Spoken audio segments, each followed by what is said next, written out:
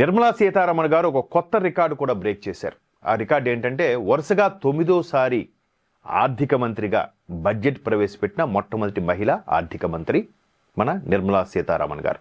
తెలుగువారి కోడలు. మన తెలుగువారందరూ కూడా గర్వించదగ్గ విషయం. అంటే ప్రపంచమంతా భారత్ వైపు చూస్తున్న తరుణంలో ఆర్థిక మంత్రిగా ఉండి బడ్జెట్ ప్రవేశపెట్టడము, పైగా వరుసగా 9వ how intelligent she is really. అంటే ఎంత ఇంటలెక్చువల్ పర్సన్ అంటే ఆమె వొకాబులరీ కానీ, ఆమె వే ఆఫ్ టాకింగ్ కానీ, ఆమె మంచి వక్త కూడా. అలాగని ప్రతి దాంట్లోనూ తలదూర్చడమో లేదంటే ఊరికే విమర్శలు చేయడమో అవి ఏవి ఉండవు.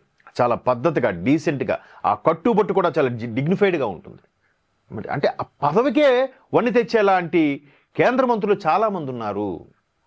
భాజపా పక్షాలు ఏవైతే ఉన్నాయో, ఎన్డీఏ భాగస్వామ్య పక్షాలు అన్నీ కూడా ఒక సిద్ధాంత ధోరణిలో వెళ్తున్నాయి అనడానికి ప్రతి మనిషిలో మైనస్లు లొసుగులు ఉంటాయి, కాదనట్లేదు. కానీ ఒక కట్టుబడి సమాజం కోసం నలుగురు చూస్తారు, అయ్యో మనం ఎలా ఉండాలి, ఎంత డిగ్నిఫైడ్గా ఉండాలి అనేలాగా వెళ్తుంది తప్ప చిల్లర రాజకీయాలు, బూతులు మాట్లాడాలు ఇవి చెయ్యరు. అదే ఇక్కడ మనం గమనించాలి. ఇకపోతే రెండో కర్తవ్యం ఏంటంటే ప్రైవేట్ రంగ భాగస్వామ్యంతో మెడికల్ టూరిజం సర్వీసులు. ఆల్రెడీ ఆంధ్రప్రదేశ్లో పబ్లిక్, ప్రైవేటు, పీపుల్ ఈ మూడుతో ఆల్రెడీ మెడికల్ కాలేజీలు కన్స్ట్రక్షన్ కూడా జరుగుతుంది. దాన్ని అజ్ఞానులు, ఆఫ్ నాలెడ్జ్ ఉన్నోళ్ళు వ్యతిరేకించే పరిస్థితి కూడా నెలకొంది. అది పక్కన పెడితే సో ప్రైవేట్ రంగ భాగస్వామ్యం మెడికల్ టూరిజం సర్వీసులు కూడా అంట. ఇకపోతే 5 రీజనల్ మెడికల్ హబ్స్ ఏర్పాటు. అఖండ భారతావనిలో 5 రీజనల్గా చేయాలి కదా. నార్త్ ఒకటి, ఈస్ట్ ఒకటి, వెస్ట్ ఒకటి, సౌత్ ఒకటి, సెంటర్ ఆఫ్ ఇండియా ఒకటి. సో మేబీ అలా పెడతారా? అక్కడ ఉండే స్థల ప్రభావం బట్టి, స్థలంగా ఉండే ట్రాన్స్పోర్ట్ పరంగా అన్ని రకాలుగా ఉండేటప్పుడు రీజనల్ మెడికల్ హబ్స్ కూడా ఏర్పాటు చేయబోతున్నారు. ఆయుష్ కేంద్రాల అప్గ్రేడేషన్, సంప్రదాయ వైద్య పరిశోధనకు జామ్నగర్లో పరిశోధన కేంద్రం ఏర్పాటు. జామ్నగర్ అంటే గుజరాత్, రాజస్థాన్ సంథింగ్, రాజస్థాన్ అనుకుంటా, గుజరాతే జామ్నగర్. జామ్నగర్లో ఈ ఆయుష్ కేంద్రాల అప్గ్రేడేషన్. ఆయుష్ అనేది నిజంగా కొన్ని భారతీయ వైద్య విధాన పరిషత్తులు ఏవైతే ఉన్నాయో, వైద్యం సంబంధించి తెరమరుగవుతున్నాయో వాటన్నిటి మీద కూడా ఒక మరలా అసలు ఆయుష్ అనే కాన్సెప్ట్ ఒక సెపరేట్గా ఒక సెంట్రల్ గవర్నమెంట్ ఒక డిపార్ట్మెంట్ క్రియేట్ చేసిందే ఎన్డీఏ ప్రభుత్వం. ఆయుష్ అంటే AYUSH. ఏ అంటే ఆయుర్వేదిక్, వై అంటే ఏంటది యోగా, యు అంటే యునాని, యష్ అంటే సిద్ధయోగం, హెచ్ అంటే హోమియో. ఏదైతే ఇవి భారతీయ మూలాలు, ఈ అల్లోపతి అనేది ఇంగ్లీష్ది, ఈ మెడికల్ ఇవన్నీ కూడా ఇంగ్లీష్కి సంబంధించినవి. బట్ ఈ ఆయుష్ AYUSH ఏదైతే ఉందో ఆయుర్వేదికము, యోగా, యునాని, సిద్ధయోగము, అలాగే హోమియో, వీటన్నిటికీ కూడా మనలా పునరుజ్జీవింపజేయడం. ఇందాక మన కర్తవ్యంలో మనం పాయింట్ అది చదువుకున్నాం, మొదటి పాయింట్లో. వాటన్నిటికీ కూడా మరికొద్దిగా ఊతమిచ్చేలాగా. ఆయుర్వేదిక అందరికీ తెలిసిందే. యోగా వల్ల ఎన్ని రకాల రుగ్మతలకు కూడా చిక్ పెట్టచ్చో రోజుకో కొత్త ఇన్వెన్షన్ వస్తుంది. నిజంగా రామ్దేవ్ బాబా లాంటి వాళ్ళు బాగా ప్రాచుర్యంలోకి తెచ్చినప్పటికీ కూడా ఆయా పరిస్థితుల్లో అంటే ఒక 10-12 ఏళ్ల కిందట ఆయన అమెరికాలో ఒక యోగాకు సంబంధించిన సభ నిర్వహించినప్పుడు అప్పటి ప్రెసిడెంట్ జార్జ్ వాకర్ బుష్ ఎవరు వాళ్ళ తనయుడు ఉంటున్నప్పుడు కూడా దాని మీద మాకు పేటెంట్ ఇవ్వని అడిగారంట.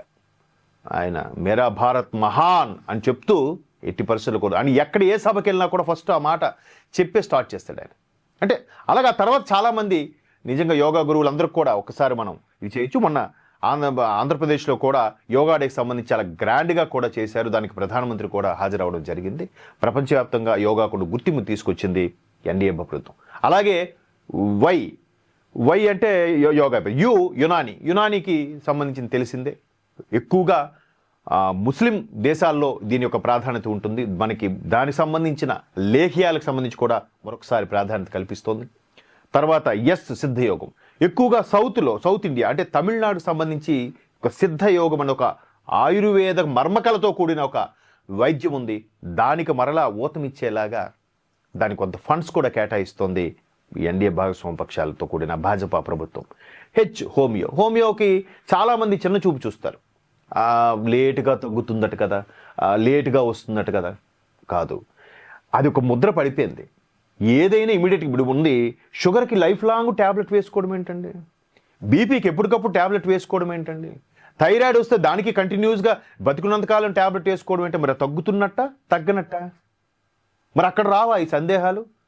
అంటే ఎవరైతే కొన్ని లక్షలు ఖర్చు పెట్టి చదువుకున్నారో వాళ్ళందరికీ ఎక్కడ చెక్ పడుతుందో అని వాళ్ళు ఆవేశంగా మాట్లాడుతున్నారు. వీరమాచినేని గారని విజయవాడ కృష్ణా జిల్లాకు చెందిన ఒక వ్యక్తి దీని మీద చాలా ఫైట్ చేస్తే కొంతమంది డాక్టర్స్, కొంతమంది మాఫియా ఆయన్ని చంపాలని కూడా చూశారు. ఇవన్నీ ఆయుర్వేదికి సంబంధించినవి కాదా? వీటన్నిటిని బతకనివ్వట్లేదు, వాటిని బతికించేలాగా తీసుకొచ్చింది ఈ ప్రభుత్వం. ఇవి మీరు రీసెర్చ్ చేస్తే మీకు చాలా అర్థమవుతాయి. సిద్ధయోగం అని ఎంత గొప్పదంటే నిజంగా సిద్ధ పురుషులే వచ్చి చేసేంతగా ఆ మర్మకళ లాంటి ఒక విద్యని మీరు భారతీయుడి సినిమాలో చూడొచ్చు, దాని యొక్క గొప్పతనాన్ని. ఆ సిద్ధయోగం వల్ల ఆ మర్మకళతో కొట్టిన వాడిని కూడా మరలా బతికిస్తాడు అక్కడ. అలాంటి చాలా పవర్ఫుల్ విద్యలను కూడా తెరమరుగు అయిపోతున్నాయి. హోమియో కూడా అంతే. మీరు ఏదైనా హోమియోకి సంబంధించి ఒక ట్రీట్మెంట్ కంటిన్యూస్గా సీరియస్గా ఒక 6 months వాడి చూడండి, దానిలో వచ్చిన రిజల్ట్ ఇంకేందో రాదు, లైఫ్ లాంగ్ రిజల్ట్ ఉంటుంది. బట్ మన వాళ్ళకి అంత ఏం లేదు కదా, ట్యాబ్లెట్ వేయగానే బటన్ ఇలా స్విచ్ ఆఫ్ వేసినట్టుగా తగ్గిపోవాలి. అలా తగ్గపోతే పని చేయట్లేదురా, నీకు మళ్ళీ రాదురా లైఫ్లో తలనొప్పి, ఒకసారి వాడి చూడంటే అంత ఓపిక, అంత పేషెన్స్ ఉండటం లేదు.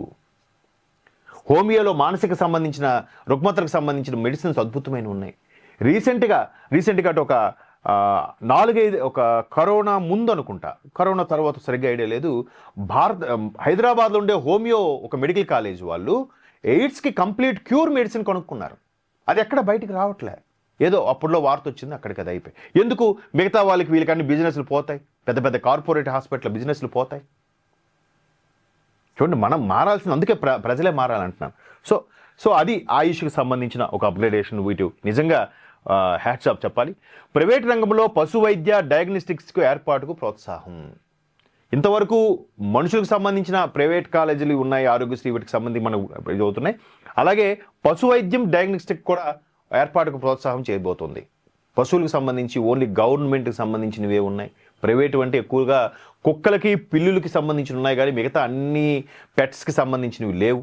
దాంట్లో కూడా ఒక ఏర్పాటుకు ప్రోత్సహించేలాగా, అంటే కొన్ని రాయితీలు కల్పిస్తే ఎవడో ఒకటి స్టార్ట్ చేస్తారు. ఆఫ్ కోర్స్ దాన్ని కూడా మళ్ళీ బిజినెస్ పర్పస్లోనే ఆలోచిస్తున్నారు అనుకోండి. వైద్యము విద్య వ్యాపారం అయిపోయే ప్రస్తుతం భారతదేశంలో. యువత కోసం వైద్య రంగంలో కొత్త కోర్సులు ఏర్పాటు, ఈ ఆయుష్ రిలేటెడ్గా కోర్సులు కూడా పెడితే బాగుంటుంది. ఇప్పుడు పూర్వం రోజుల్లో తేలుకాటుకి పాము కాటుకు కూడా మంత్రాలు వేసేవారు, తగ్గిపోయేది, బతికే వాళ్ళు. మంత్రాలకి చింతకాలు రాలుతాయా అని క్వశ్చన్ మార్క్ చేసే ఈ కాలపు నాస్తికులు, కొంచెం సైన్స్ తెలిస్తేనే మేమే పోటుగాలు అనుకునే ఈ మేధావులు మరి అప్పుడు ఎలా తగ్గాయి? అవి రాను ఎందుకు తెరమరుగైపోయాయి? వాళ్ళ తండ్రులు పిల్లలకి చెప్పలేదు, ఒరే ఇది తిండి పెట్టట్లేదురా. ఊర్లలో ఎలా ఉండేది, ఆ పలానా తీసుకుని మంత్రం వేసి బతికేసి రా, ఓకే, ఆడికి ఏదో ఒక టీ తాగించేస్తే హ్యాపీగా ఫీల్ అయ్యేవాడు. ఆదరణ ఉండేది కాదు, డబ్బులు ఇచ్చేవారు కాదు. ఇప్పుడు ఆదరణ పెరుగుతున్నా నెక్స్ట్ విద్య అంతరించిపోతుంది. వాటన్నిటికీ ఊతమిచ్చేలాగా ఇక్కడ కొత్త కోర్సులు కూడా ఏర్పాటు చేయబోతున్నారు. జర్మనీ లాంటి దేశాల్లో జ్యోతిష్యంకి అలాగే సాంస్క్రిట్కి ఎంత ప్రాముఖ్యత ఉందంటే నిజంగా మనం దాని మీద పిహెచ్డి చేసిన వాళ్ళు అక్కడికి వెళ్తే లక్షల్లో జీతాలు ఇస్తారు. కళ్ళు కద్దుకొని 2 సార్లు రెడ్ కార్పెట్ పరిచిపోరు. ఎంతసేపు మనలో ఐటీ, అమెరికా, కెనడా, ఇవే చాలా రంగాలు ఉన్నాయి. బట్ మన వాళ్ళకి అవి కనపడినంత, ఎందుకంటే వారానికి 5 రోజులు కావాలి, శని ఆదివారం వస్తే ఫ్యామిలీతో ఎంజాయ్ చేయాలి, ప్రెషర్ ఎక్కువ ఉండకూడదు. ఆ పని చేసామా, ప్రాజెక్ట్ అప్పగించామా, డిప్లాయ్ అయిందా, అక్కడికి అది ఖేల్ కథం, దుకాణం అబ్బా ఫ్రీ, అది అలవాటు పడిపోయారు. చూద్దాం. Animation, visual effects, gaming, comic రంగాలకు చేయూత. ఇది ఎలాగూ ఇప్పుడు ఏఐతో పాటు వీటిని కూడా ప్రోత్సహిస్తారు. నేషనల్ డిజిటల్ విజ్ఞాన కేంద్రం ఏర్పాటు, నేషనల్ డిజిటల్ విజ్ఞాన కేంద్రం. అలాగే ఖేలో ఇండియా మిషన్లో భాగంగా క్రీడాభివృద్ధి. ఖేలో ఇండియా, ఆడుదాం ఆంధ్ర అని గతంలో పెట్టారు, అది కిట్ల కోసం స్కామ్, అది పక్కన పెడితే ఖేలో ఇండియా మిషన్లో భాగంగా క్రీడాభివృద్ధికి ప్రతి రంగానికి కూడా ఇప్పుడు కబడ్డీ నేషనల్ వైడ్గా బాగా వృద్ధి వచ్చింది, వాలీబాల్ వచ్చింది, అలాగే బాస్కెట్బాల్కి వచ్చింది. క్రికెట్ ఒకటే కాదు, ప్రధానంగా భారత జాతీయ క్రీడైన హాకీని కూడా ఎక్కువగా మనం చేయాలి, ఒక ఐపీఎల్ టైప్లో చేయాలని కూడా ప్రపోజల్ ఉంది. మేబీ వీటి వల్ల